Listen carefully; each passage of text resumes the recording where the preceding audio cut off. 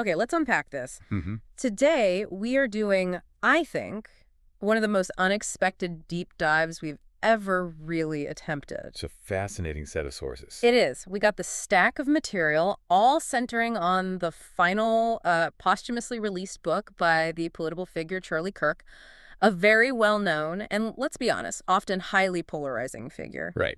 And if you're tuning in expecting, a breakdown of campaign strategy or something like that, you need to prepare for a serious left turn. A very serious one. The core subject here is entirely spiritual. It's personal, it's ancient. We're talking about the Sabbath, just profound, disciplined rest. But it's not that simple, is it? Not at all. Because the other articles, the forum discussions that came with the source material, they reveal this simple idea of taking a day off is actually wrapped up in some really complex stuff. Like what? Well, personal transformation, Right. for one. But then it gets into these intense theological debates over which day is the right day. And then it goes even further. Well, yeah. It ends with these surprisingly dramatic discussions about future end-time legislation, things that the sources claim could affect, well, all of us. So our mission today for you is to be your guides through all of this. We've got this mix of, tragic news, some really intimate personal anecdotes, and then these high-stakes forum posts. And the goal is to just pull out the key insights. Yeah. Why has this idea of weekly rest suddenly become a #1 bestseller? Why is it such a high-stakes topic right now? It's that intersection, right? Faith, politics, and consumer culture all colliding. Exactly. We're going to trace the whole journey from a simple call for, personal discipline and follow that thread all the way to claims about global legislation and prophecy.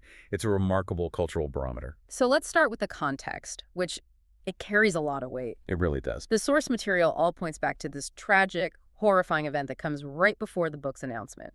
Charlie Kirk was fatally attacked while speaking to the public back in September of 2025. Yeah, and you just can't separate the book from that context. It's an undeniable tragedy that places this profound weight on his final work. It absolutely creates this sense of gravity, of urgency around whatever his final message was going to be. And that final book is titled, Stop in the Name of God, Why Honoring the Sabbath Will Transform Your Life. Which is such a striking pivot for him. A huge pivot.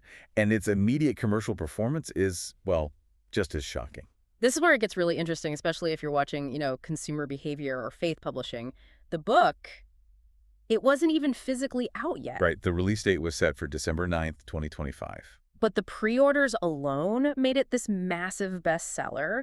The sources say that as of September 2025, it hit #1 on Amazon's Christian book charts and its overall religion and spirituality charts. #1. Yeah. Just think about that for a second. You have this high-profile figure known for constant, high-energy, non-stop work. The opposite of rest. The total opposite. He dies tragically, and his final book is, quote, not about politics at all, but about the need to rest. It suggests this intense, widespread cultural hunger for relief. That's a great way to put it, a cultural hunger. Yeah, the market success is like a scream. It implies that, collectively, we all feel overworked, we feel digitally exhausted, and we're kind of desperate for the discipline to just unplug. So that instant popularity, it really confirms the topic is hitting a nerve. So let's dig into the substance of the book itself. What was the core philosophy that resonated so quickly? We get a great summary from the TPUSA spokesman, Andrew Colvett. And he frames the Sabbath not as like a boring obligation. Not another thing for your to-do list. Exactly. He calls it a rebellion against busyness. It's pitched as the path to genuine connection, peace, and presence. I like that framing, rebellion. It's powerful. And the act of resting is defined as a radical act of resistance.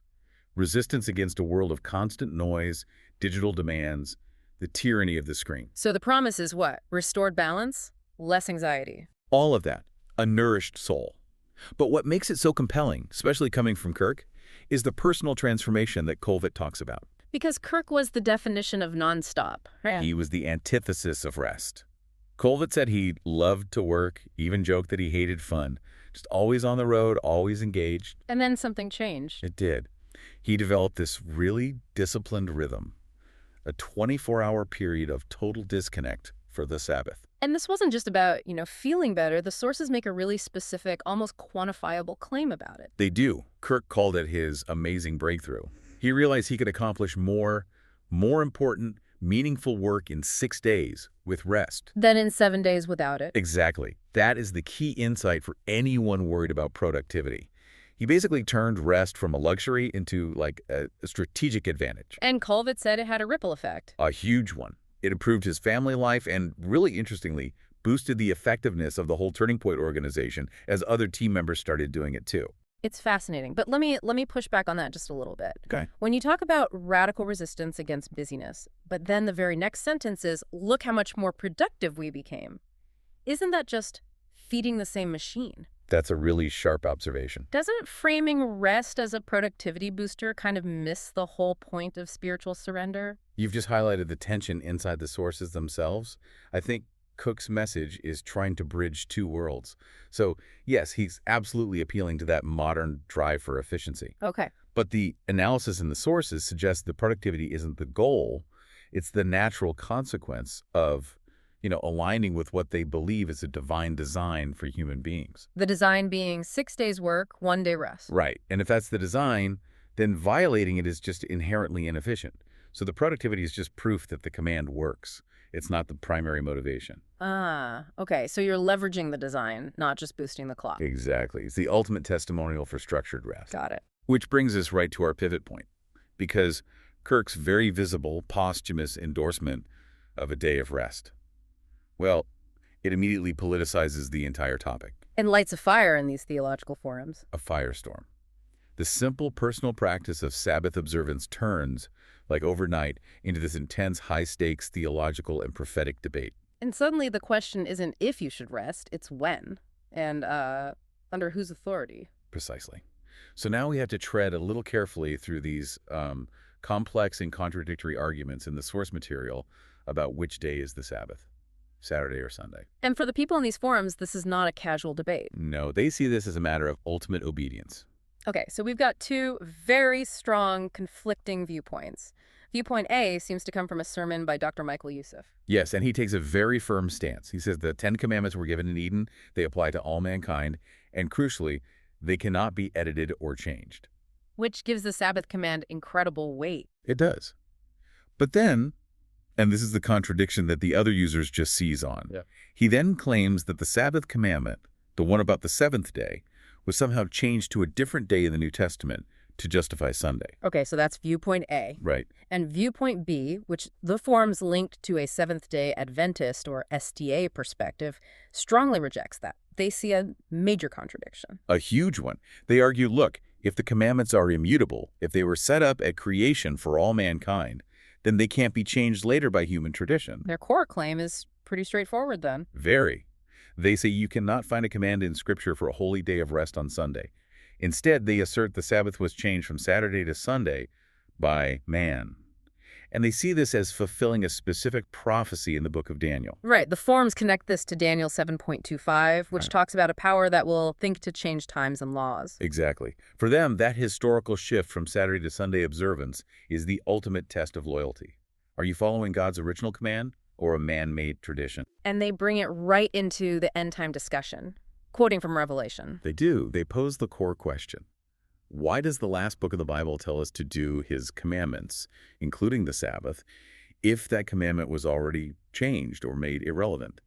The whole debate hinges on that, God's command versus human tradition. It completely transforms the discussion. We go from personal discipline, like Kirk's focus, to this fundamental world-shaping obedience. It's a complete shift in the stakes. And those stakes only get higher when we get to the claims about future legislation. Yeah, the discussion just accelerates from there. It moves to the concept of a movement to legislate Sunday rest, which the sources dramatically call a Sunday law. And they claim this is the central worship issue of the end time. It is, and these forum users, they're pointing fingers at very specific groups and global movements. Claiming they're all converging on this idea of a legislated day of rest. Usually Sunday, yeah.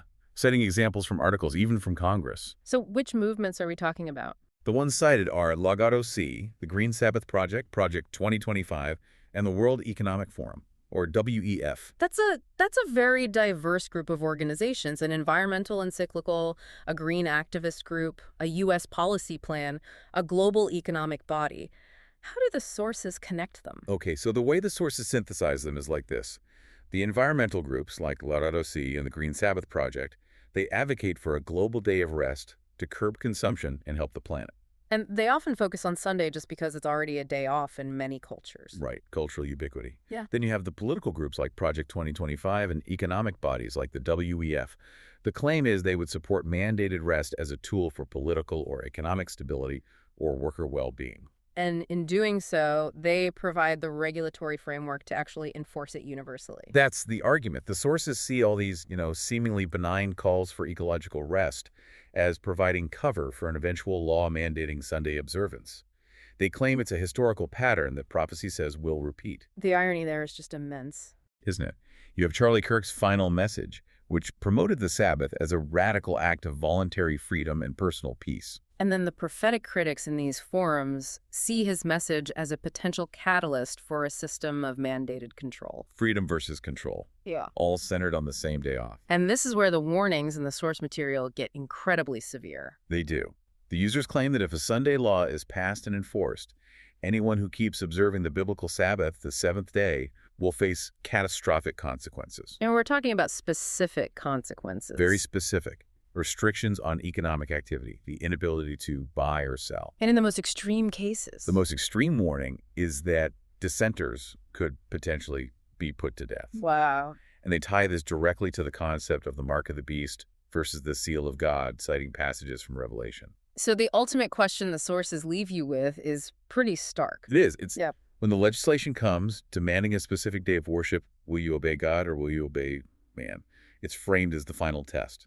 And what do they think Kirk's book will do in all this? Well, the speculation is cynical, but also a little hopeful. They wonder, will his book genuinely help people understand the truth about the biblical Sabbath, the actual seventh day? Oh. Or will political forces just use this powerful emotional endorsement of rest from a conservative icon to push for a mandated Sunday observance? And the sources conclude. The synthesis of the speculation is that the outcome will probably be a little of both. So the book will raise awareness about the need for rest. But the high-profile debate it creates might be leveraged politically to mandate a day of worship framed as a Christian Sabbath, even with all the deep theological contradictions about which day that is. It puts a tremendous burden on the legacy of his final work, forcing it into a debate he might never have intended. Absolutely. Wow, this has been a remarkable journey. We started this deep dive with a political figure's simple posthumous call for personal rest and spiritual discipline. And we ended up synthesizing debates over ancient commands, modern global politics, and these dramatic prophetic warnings about economic persecution. It's just a powerful illustration of how the smallest concepts, like just taking a day off, can hold the largest implications. It all depends on the framework you use. And we've seen two very different frameworks. Completely distinct. One is the Sabbath as a personal restorative discipline that boosts your effectiveness and gives you peace, like Kirk experienced. And the other? The other is the Sabbath as a cosmic test of faith and obedience, a test that determines who controls your calendar and your allegiance when a law tries to control your day of rest. And that dual perspective is exactly what we wanted to deliver, to give you, the listener, the full spectrum of ideas that are swirling around this topic right now. Which I think raises an important final question for you, regardless of all the theology or legislation we just discussed. Okay. The source material frames the ultimate conflict as a radical choice, a choice against the cultural norm. So if the essence of the Sabbath is really about rest and holiness, about reclaiming your own time and focus, what modern, maybe non-religious act of radical resistance against busyness could you incorporate into your weekly rhythm? Yeah, think of something concrete, simple, restorative, something that builds on that idea of truly disconnecting from the screens and the schedules, just to give yourself that reset button. That's something for you to mull over on your own.